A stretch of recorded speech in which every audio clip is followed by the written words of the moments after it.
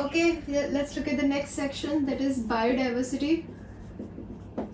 What is meant by biodiversity? It is the variety of living organisms that live on Earth.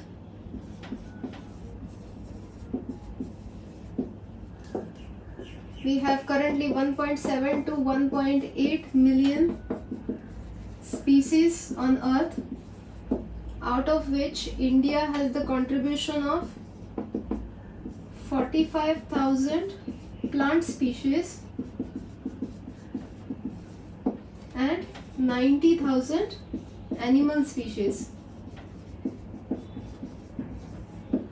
This number 1.7, 1.8 million species is given according to IUCN. What is IUCN? International Union of Conservation of Nature and Natural Resources.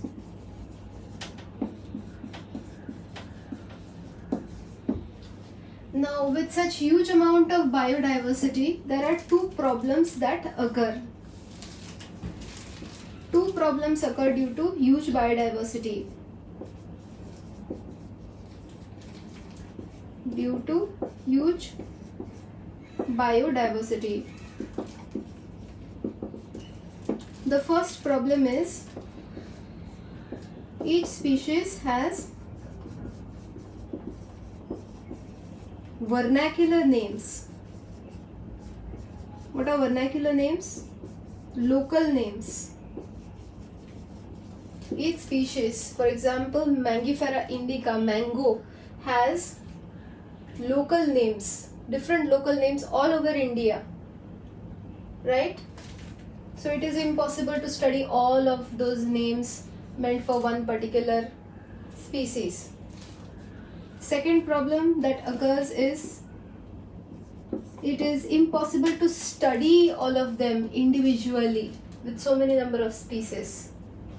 Like if I tell you to study all these, will you be able to study each one of them?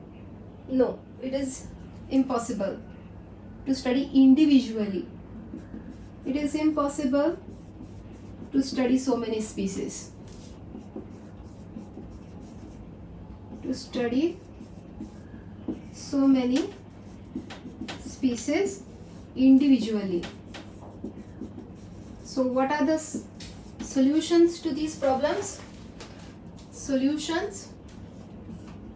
Each species has different vernacular names. What is the solution? Nomenclature. What is nomenclature? Assigning one scientific name only to one species. So you have to study that name only. Okay? Mangifera indica. Anywhere in the world, anyone will be able to identify Mangifera indica. You don't have to study all of those names. Nomenclature means assigning one scientific name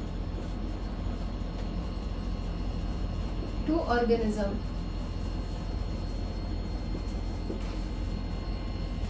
Okay? Each species has vernacular names that causes, what does it cause? Causes confusion.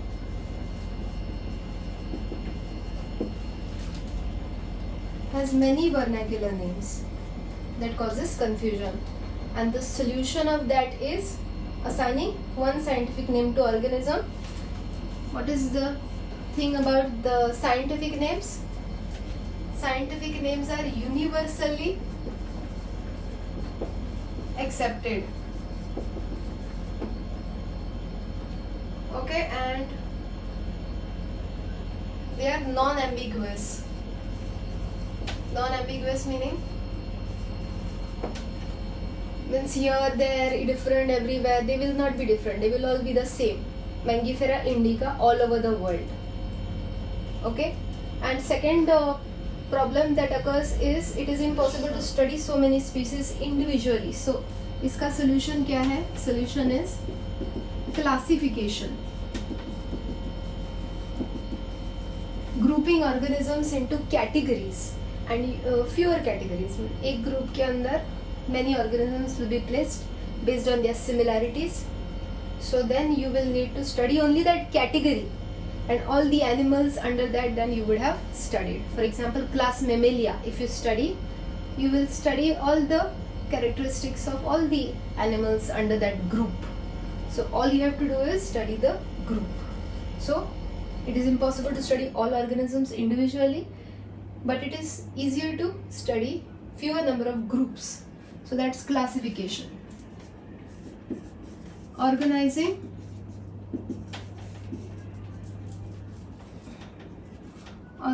species into groups. Okay, that's classification.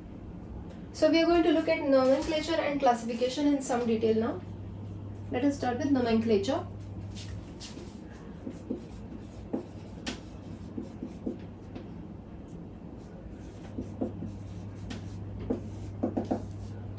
Nomenclature means naming.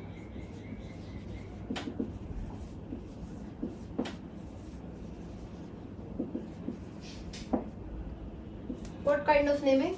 Scientific naming. Assigning one scientific name to organism.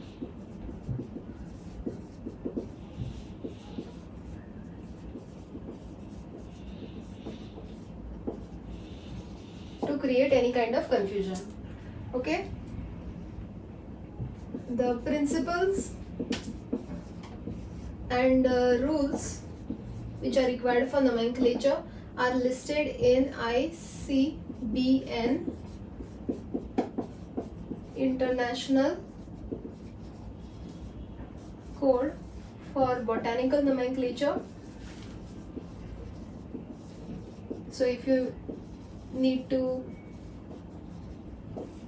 name a plant, then you will have to follow the principles given in ICBN. Similarly, ICZN, Zoological Nomenclature, Zoological Nomenclature, and ICNB, Nomenclature of Bacteria. Right? Don't worry, these things are there in the notes.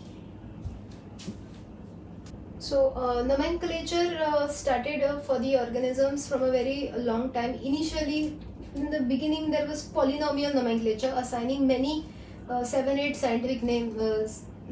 A scientific name would comprise of 7-8 words. That was called as polynomial nomenclature. We are not doing that. उसके बाद फिर वो थोड़ा name reduce हो गया and it shortened to trinomial nomenclature. The name would be comprised of only 3 words. Mangifera, indica, something else. Okay, and now we have settled for binomial nomenclature.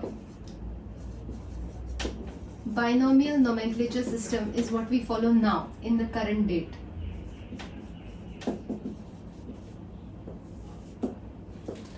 It was proposed by Carolus Linnaeus, and it was the rules of this was first given in Systema Naturae.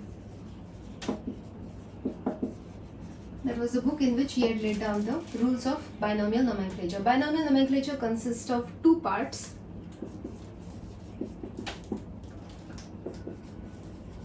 The name comprises of 2 parts. For example,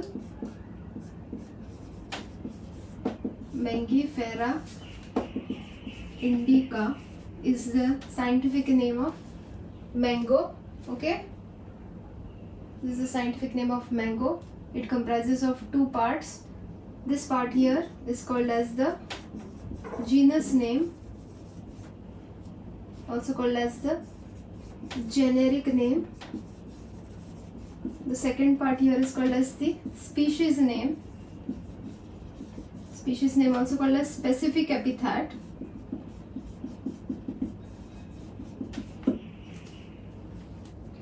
And there are certain rules that need to be followed for binomial nomenclature. Okay, 5 rules have been laid down for you. So let's do them one by one. First rule is that comprises of 2 parts. Comprises 2 parts. This is the first rule. Second rule, genus name always begins with a capital letter. If you can see, genus name begins with capital letter and species name starts with small letter. Third rule, all these names are taken from Latin language, या तो they are Latinized, या like not, it means basically mango, India, okay, Indica means India. So, but they cannot be such kind of English names, they have to be Latinized in this manner. Why they need to be Latinized? Because Latin is a dead language, does not evolve, okay. Next one, if they are handwritten, they are underlined separately. If handwritten, underlined separately, not one, underlined separately. And if printed, if the same is printed on the book, then it will not be underlined separately, it will be italicized.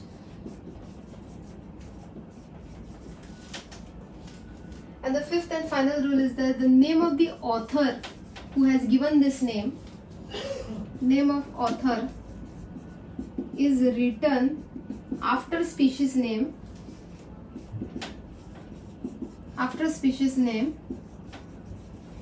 in abbreviated form. Okay, so this basically actually should be written as, sometimes you will only find L. This is how. And this author's name is neither italicized nor underlined. Okay, that also you have to write, neither italicized nor underlined.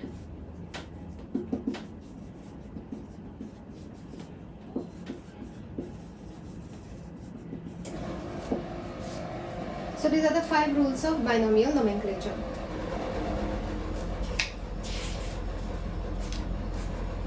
So that was nomenclature, assigning one scientific name to the organism which is accepted universally, so that there is no ambiguity. Fine. Next we move on to classification. What was the second problem that was arising due to huge biodiversity?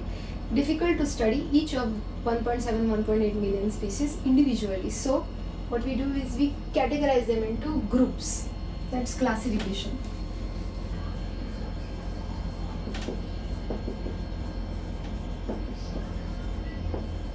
Classification is grouping of organisms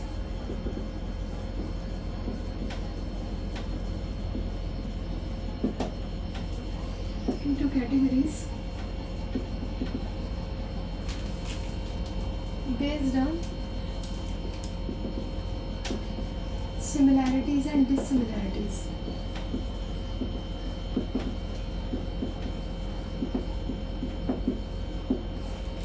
Next, what is taxonomy? Taxonomy is the branch of science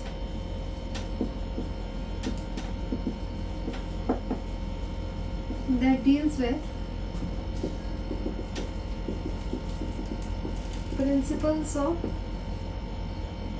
principles of classification.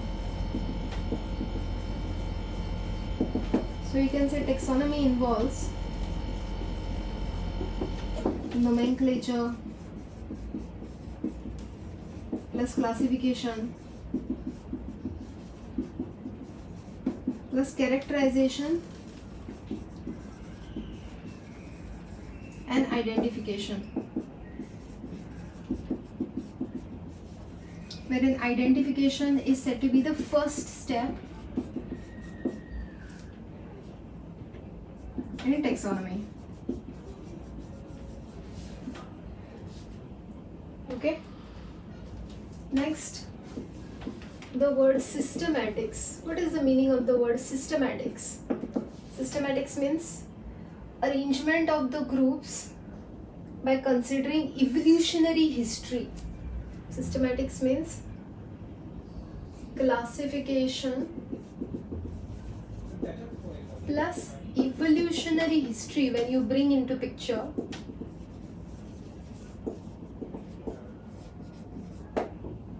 then the family trees that you see will be in accordance to the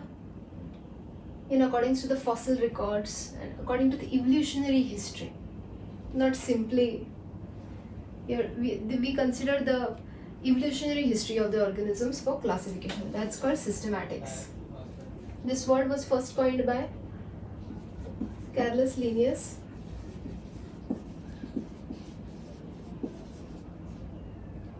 in Systema Naturae.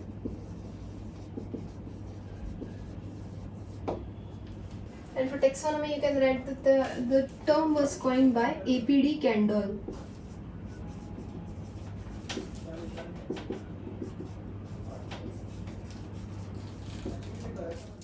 Mahadev के नाम पे subscribe कर दें।